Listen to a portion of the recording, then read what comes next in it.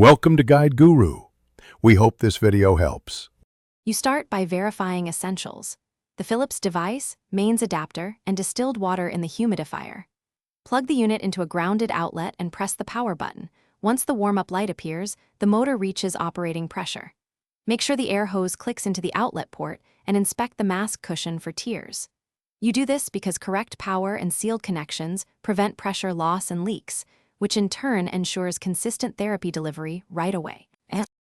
Once the device is running, assemble the mask by attaching the hose and selecting the right interface for your breathing pattern.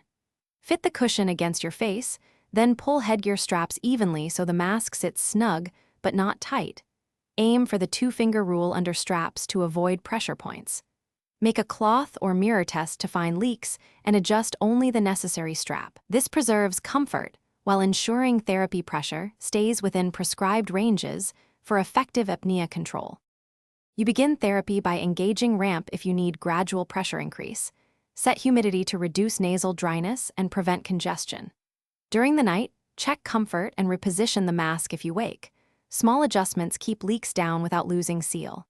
If an alarm sounds or therapy feels ineffective, power cycle the unit first, then inspect filters, hose, and mask for obstructions or damage. Contact your clinician if problems persist, because many performance issues.